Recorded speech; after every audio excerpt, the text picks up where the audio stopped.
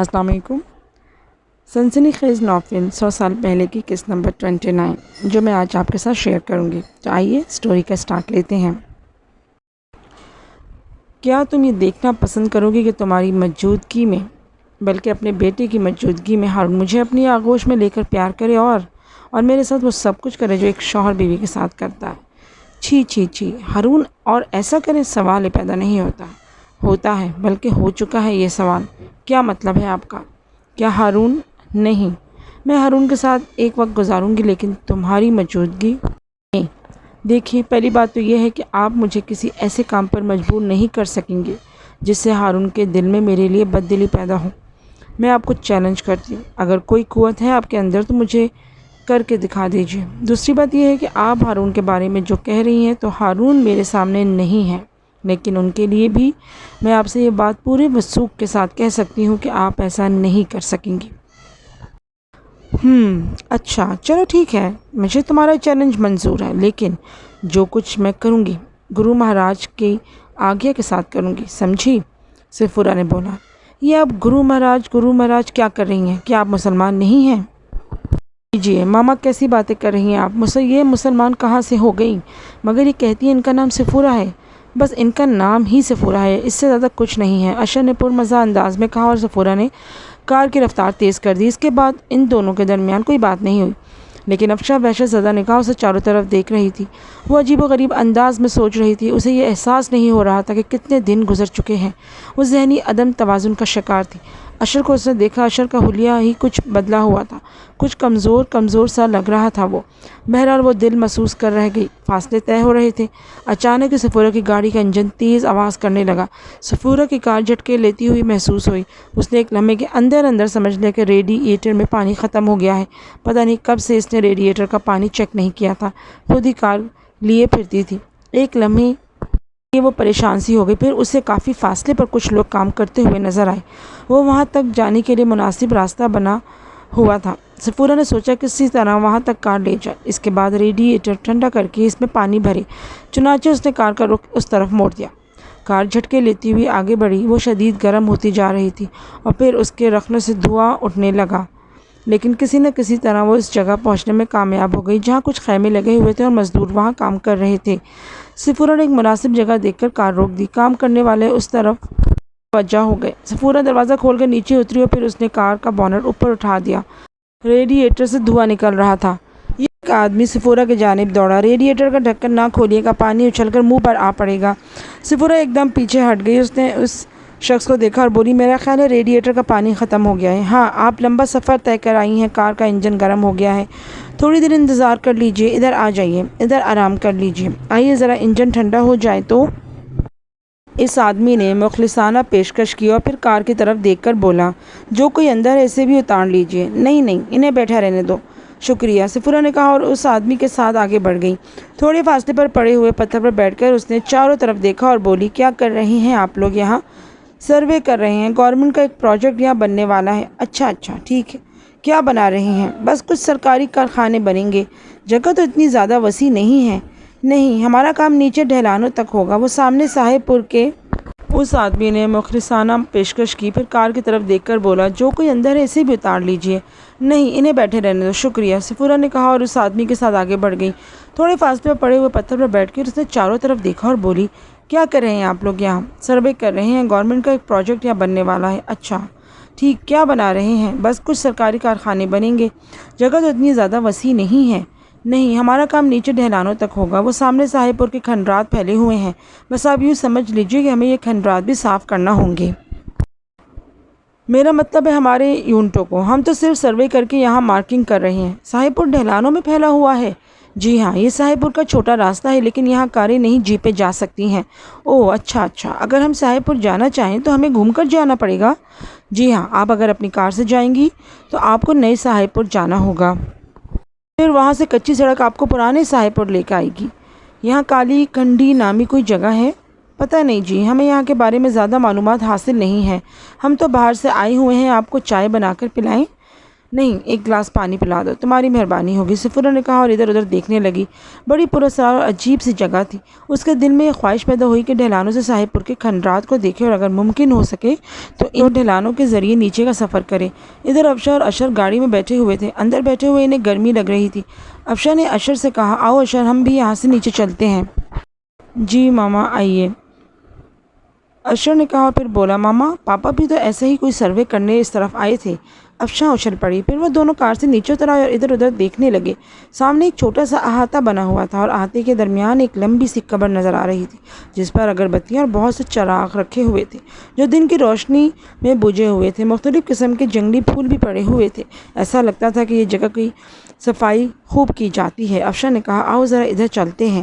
وہ اشر کے ساتھ آگے بڑھی۔ احاطے میں ایک چھوٹا سا دروازہ بھی اندر جانے کے لیے بنوا دیا گیا تھا۔ حالانکہ احاطہ زیادہ اونچا نہیں تھا اور باہر کھڑے ہو کر بھی قبر دیکھی جا سکتی تھی۔ بس ایک نشان جیسی جگہ بنائی ہوئی تھی، لیکن افشا نے دیکھا کہ احاطے کے اس دیوار پر ایک عمر رسیدہ بزرگ بیٹھے ہوئے ہیں، سفید داڑھی، سفید بال اور سفید ہی رنگ کا ایک چوغا پہنے ہوئے، سفید عمامہ باندھا ہوا تھا۔ خاموشی سے بیٹھے ہوئے ادھر دیکھ رہے تھے۔ افشا اشر کا ہاتھ پکڑ کے اس احاطے میں بڑھی تو وہ اپنی جگہ سے اٹھ کر کھڑے ہو گئے۔ بیٹی آؤ، اندر آ جاؤ، انہوں نے کہا اور افشا اشر کا ہاتھ پکڑ کر احاطے کی کھلی جگہ سے اندر داخل ہو گئی۔ دیکھو، آؤ بیٹھو، تھکی ہوئی ہو، میں تمہارے لیے شربت منگواتا ہوں۔ شکریہ بابا صاحب، مگر شربت؟ ہاں میں لاتا ہوں، بزرگ نے کہا اور قبر کے سرہانے پہنچ گئے اور پھر ایک ٹک نگاہوں سے اوجھل ہو گئے۔ افشا اور اشر حیرت سے اچھل پڑے تھے۔ ماما وہ کہاں گئے؟ خاموش، افشا نے کہا۔ چند لمحوں کے بعد وہ بزرگ نمودار ہوئے۔ ان کے ہاتھوں میں ایک ٹرے تھی جس میں 2 گلاس رکھے ہوئے تھے۔ گلاسوں میں ایک مشروب نظر آ رہا تھا۔ انہوں نے کہا، لو بیٹے، ایک گلاس اپنی امی کو دو اور ایک خود لو۔ یہ الفاظ انہوں نے اشر سے مخاطب ہو کر کہے تھے۔ اشر نے دونوں گلاس اٹھا لیے اور بولا، آپ نہیں لیں گے بابا جی؟ نہیں بیٹا، تم لو، یہ میں تمہارے لیے لایا ہوں، بزرگ نے کہا اور افشا اور اشر وہ خوش ذائقہ شربت پینے لگے۔ بابا صاحب، آپ ایک دم غائب ہو گئے تھے۔ نہیں بیٹا، بس تمہاری آنکھوں مجھے نہیں دیکھ سکی ہوں گی۔ کچھ پردے ہوتے ہیں انسانوں کے درمیان، یہ پردے ختم نہیں کیے جا سکتے۔ اشر، غیر ضروری سوالات مت کیا کرو۔ بچہ ہے بیٹی، بچہ ہے، کوئی بات نہیں، بچہ تو ہے لیکن سوال میرا اپنی جگہ مستحکم ہے۔ اشر نے اپنی منطق جاڑی اور بزرگ کے ہونٹوں پر مسکراہٹ پھیل گئی۔ ہاں، سوال تمہارا اپنی جگہ مستحکم ہے، مگر ہمارا جواب بھی مستحکم ہے۔ یہ الگ بات ہے کہ ابھی دنیا تمہیں اس قدر سمجھ میں نہیں آئی کہ تم ہمارے جواب کو صحیح طور پر سمجھ لو۔ آپ نے کیا جواب دیا تھا؟ کہا تھا کہ کچھ پردے ہوتے ہیں انسانوں کے درمیان۔ اشر، جب میں منع کر رہی ہوں تو تمہیں میری بات ماننی چاہیے۔ ماما ہوں تمہاری۔ سوری ماما، سوری، میں نے کوئی غلط سوال کر دیا تھا کیا؟ تم کوئی سوال مت کرو، ہمارے بزرگ ہیں، وہ ہم پر مہربان ہیں، بس اتنا کافی نہیں ہے؟ ہمیں کوشش کرنی چاہیے کہ جو کچھ وہ ہمیں بتا دیں وہ ہم معلوم کریں، ورنہ خاموش ہو جائیں۔ جی ماما، سوری بابا جی، آپ سے معذرت ہے۔ ٹھیک ہے، بیٹھو، آرام کرو۔ کہاں جا رہے تھے تم لوگ؟ بابا جی، وہ ایک آنٹی ہیں جو یہ کار چلا کر یہاں تک لائی ہیں، وہ ہمیں ہمارے پاپا کے پاس لے جا رہی ہیں۔ وہ تمہیں تمہارے پاپا کے پاس نہیں لے جا رہی، اصل میں راستہ بھٹکانے والے بہت ہوتے ہیں اس کائنات میں۔ اس مردود کو اس کی اجازت ملی ہوئی ہے اور وہ مردود اپنی جیسی ہر یہی کرتا رہتا ہے، لعنت ہے اس پر، لا حول ولا قوت الا باللہ۔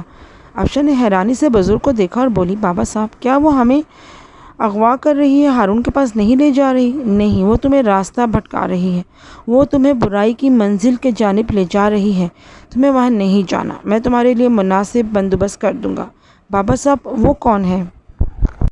وہ ہے جس نے تمہیں اتنے دن تمہاری منزل اور زندگی سے دور رکھا، اور بھی بہت سے باتیں ہیں، راز ہیں۔ تمہیں وقت لگے گا، بہت وقت لگے گا، تمہیں پردہ اختیار کرنا ہوگا، سمجھ رہی ہو نا؟ بہت وقت لگے گا تمہیں، ورنہ برائی تمہارے چاروں طرف منڈلا رہی ہے، وہ تمہیں نقصان پہنچا دے گی۔ افشا کا دل ہول کر رہ گیا، وہ ادھر ادھر نگاہیں دوڑانے لگی۔ کافی فاصلے پر سفورہ نظر آ رہی تھی، پھر انہوں نے اسے جاتے ہوئے دیکھا۔ افشا نے بزرگ سے کہا، بابا صاحب، اب میں کیا کروں؟ نہیں بیٹا، خوش نصیبی ہے تمہاری کہ تم اس طرف نکل آئی۔ ہم اسے خوش نصیبی اس لیے کہیں گے کہ اللہ تعالیٰ تم پر مہربان ہے۔ اگر وہ مہربان نہ ہوتا تو راستے تبدیل نہ ہوتے اور تم اس جہنم میں پہنچ جاتی، جہاں پہنچنے کے بعد تم سے تمہارا ایمان چھین لیا جاتا، اور بیٹا جس کا ایمان چھن جاتا ہے، سمجھ لو اس سے زندگی چھن گئی۔ افشا کی آنکھوں میں خوف کے آثار پیدا ہو گئے تھے۔ پھر اس نے کس قدر روندے ہوئے لہجے میں کہا، بابا صاحب ہم کس جنجال میں پھنس گئے ہیں، پتہ نہیں ہماری تقدیر پر اچانک نحوست کے سائے کیوں منڈلانے لگے ہیں۔ دنیا امتحان گاہ ہے بیٹا، بس امتحان بھی اللہ تعالیٰ اپنے نیک بندوں سے ہی لیتا ہے۔ انشاءاللہ تعالیٰ سب ٹھیک ہو جائے گا، سب ٹھیک ہو جائے گا۔ بابا جی اب ہم کیا کریں؟ کچھ نہیں، بیٹھو آرام سے بیٹھو، قدرت نے تمہارا رخ اس طرف موڑ دیا ہے، اس نے مجھے کچھ ذمہ داریاں سونپ دی ہیں، پوری کروں گا بیٹا، ان ذمہ داریوں کو پوری کروں گا۔ یہ جگہ تمہارے لیے بہترین پناہ گاہ ہے۔ وہ واپس آ رہی ہے بابا جی، وہ واپس آ رہی ہے، وہ ہاں آ تو رہی ہے، آنے دو، بیٹھو آرام سے یہاں بیٹھ جاؤ، تمہیں کچھ بولنے کی ضرورت نہیں ہے، بزرگ نے کہا، اور افشا اور اشر پتھر کے اس دیوار پر بیٹھ گئے۔ دونوں پاؤں لٹکائے بیٹھے ہوئے تھے۔ صفورہ کار کے پاس پہنچ کر رک گئی۔ ایک خوبصورت لڑکی کی مدد کرنا ہر شخص اپنا فرض سمجھتا ہے، چنانچہ سب اس کے آگے پیچھے لگے ہوئے تھے۔ ریڈیٹر میں پانی ڈالا گیا۔ صفورہ نے کار اسٹارٹ کر لی تھی تاکہ گرم ریڈیٹر میں پانی پڑے۔ ریڈیٹر میں پانی ڈال دیا گیا اور صفورہ نے ان لوگوں کا شکریہ ادا کیا، پھر ایک دم چونک کر بولی، ارے یہ دونوں ماں بیٹا کدھر گئے؟ اور پھر وہ ادھر ادھر دیکھنے لگی۔ اس کی نظر تھوڑے فاصلے پر احاطے پر پڑی اور اس نے ہاتھ ہلا کر کہا، افشا اور اشر آ جاؤ، لیکن دونوں خاموش بیٹھے رہے۔ صفورہ زور سے چیخی، آتے کیوں نہیں ہو تم دونوں؟ خاموش کیوں بیٹھے ہو؟ چلو دیر ہو رہی ہے، آ جاؤ۔ لیکن افشا اور اشر نے کوئی جواب نہ دیا تو صفورہ نے غصیری نگاہوں سے انہیں دیکھا اور آگے بڑھ آئی۔ وہ احاطے کے قریب پہنچ کر بولی، تمہاری سمجھ میں نہیں آ رہا، میں تمہیں آواز دے رہی ہوں، آ جاؤ۔ افشا نے بزرگ کی طرف دیکھا، وہ بیٹھے مسکرا رہے تھے۔ افشا بولی، اب کیا کروں بابا جی؟ بیٹھی رہو بیٹا، تمہیں کوئی پریشانی ہے؟ وہ بھونک رہی ہے، بھونکنے دو۔ صفورہ کی آواز پھر سنائی دی، تمہارا دماغ خراب ہو گیا ہے کیا؟ کیا کر رہی ہو تم دونوں وہاں؟ تمہارا انتظار کر رہی ہوں میں، تم یہاں بیٹھے ہوئے ہو۔ وہ آگے بڑھی اور اس جگہ پہنچ گئی جہاں سے احاطے میں اندر داخل ہوا جا سکتا تھا۔ جیسے ہی وہ کھلے راستے میں پہنچی، اچانک ہی اس کے حلق سے چیخ نکل گئی اور اس نے قدم پیچھے ہٹا لیے۔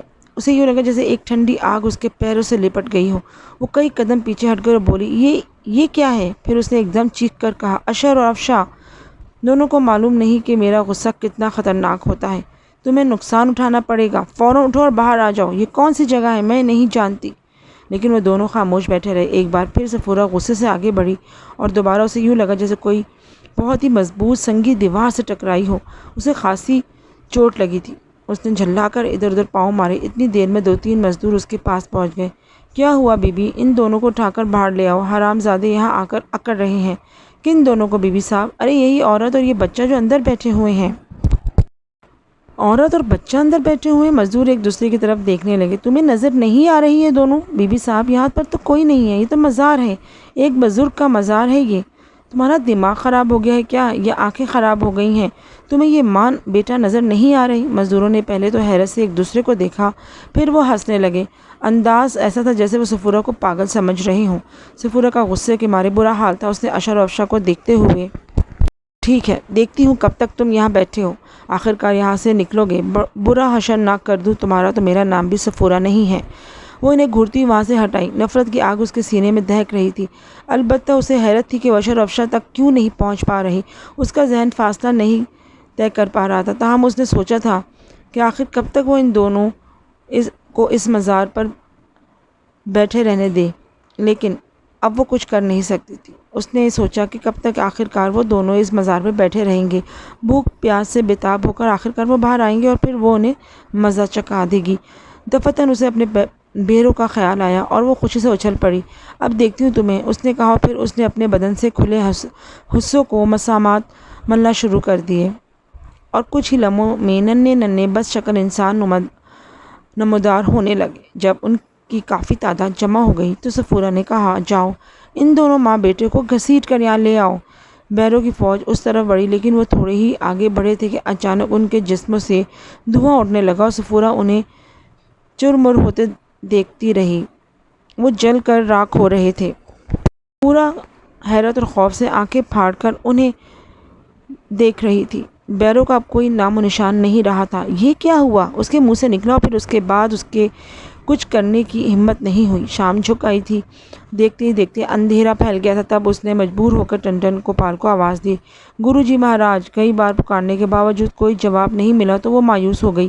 اشر و افشا بھی اب وہاں نہیں نظر آ رہے تھے۔ خاصے فاصلے پر مزدوروں کے خیمے روشن ہو گئے تھے۔ وہ واپسی کا فیصلہ کر کے اپنی جگہ سے اٹھی، لیکن اچانک ہی اسے زوردار چکر آیا اور اس نے دونوں ہاتھوں سے سر پکڑ لیا۔ چکر اتنا شدید تھا کہ اس کی آنکھیں بند ہونے لگی، پھر اس کے حواس ساتھ چھوڑ گئے۔ نہ جانے کب تک ہوش و حواس سے دور رہی، پھر ہوش آیا تو اس نے اپنے آپ کو بالکل اجنبی جگہ پایا۔ بہت سے لوگ جمع تھے، خوب تیز روشنی ہو رہی تھی۔ تبھی ایک سرگوشی ابھری، ہوش آ گیا ہے، فرد جرم سنا دی جائے، ضروری نہیں ہے سزا دی جائے۔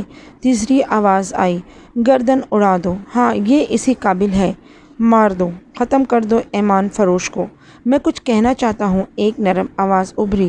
فرمائیے امام اعظم۔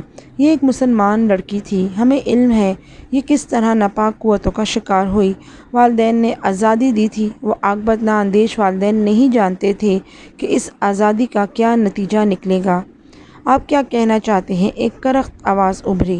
ہاں کچھ بتانا چاہتا ہوں میں، بیکار ہے، اس ناپاک لڑکی نے ساری حدیں توڑ دی ہیں۔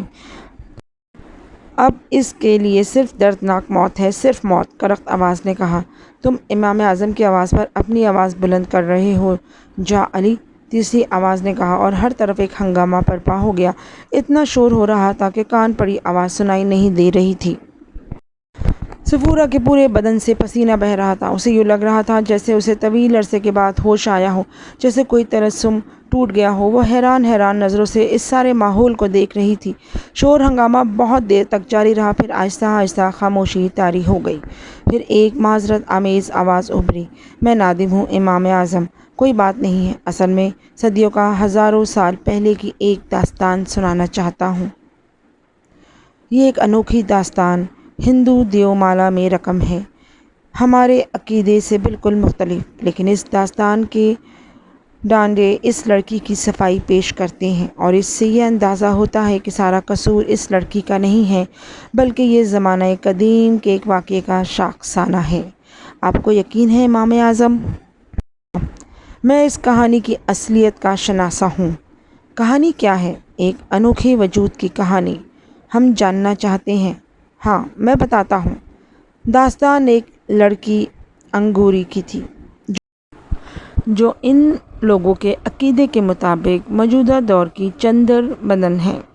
راج نگری کے راجا کیشور کی 8ویں نسل کا راجا سوامی تھا، جس کی اولاد بسوامی کے نام سے مشہور ہوئی۔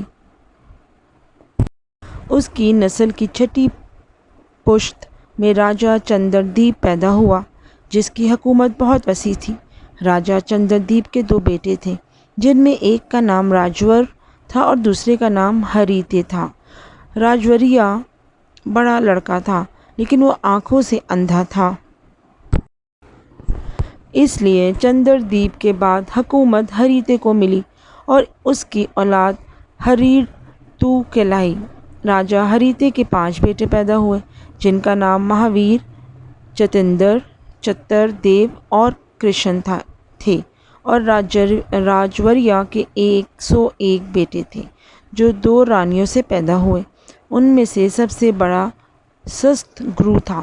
راجا چندردیپ کے بیٹے راجوریہ کو اپنے اندھا ہونے کا بڑا ہی افسوس تھا، کیونکہ صرف آنکھیں نہ ہونے کی وجہ سے حکومت اس کے ہاتھ سے نکل گئی تھی۔ گو راجا ہریتے نے اس کے لیے دریائے مہاتری کے کنارے ایک خوبصورت محل تعمیر کروا دیا تھا اور اسے ساری سہولتیں مہیا کر دی تھیں جو کسی راجا کو حاصل ہوتی ہیں، لیکن اس کے باوجود اندھے کے دل میں ہمیشہ یہی غم رہتا تھا کہ حکومت کا حقدار وہ تھا، اور حکومت ملی ہریتے کو۔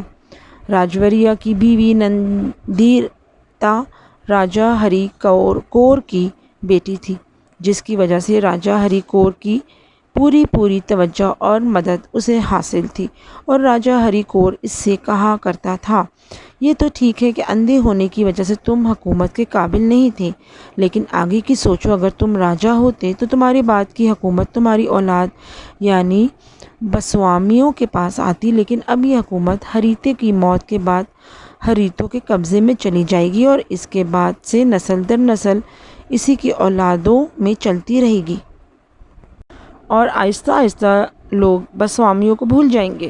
کیا تم نے کبھی اس کے بارے میں سوچا ہے؟ میں کیا سوچوں مہاراج، اس کے بارے میں کیا کہہ سکتا ہوں؟ جس نے یہ سوچا وہ جیون میں کچھ نہیں کر سکتا۔ سست گرو تمہارا سب سے بڑا بیٹا ہے، ہریتے کی موت کے بعد حکومت اسے ملنی چاہیے، ابھی سے اس کے لیے کچھ کرو ورنہ بسوامیوں کی نسل ختم ہو جائے گی۔ اور یہ بات ہمیشہ راجوریہ کے دل میں کھٹکتی رہتی تھی۔ وہ سوچتا تھا کہ اگر وہ مر گیا اور اس کے بعد موت کے بعد راجہ ہریتے کی موت ہوئی تو پھر کوئی طاقت حکومت بسوامیوں میں منتقل نہیں کر سکتی، لیکن راجوریہ اس کے باوجود اپنے بھائی کے خلاف کسی سازش کے حق میں نہیں تھا۔ اس کی کیفیت تھی، لیکن راجہ ہری کور کچھ اور ہی سوچ رہا تھا۔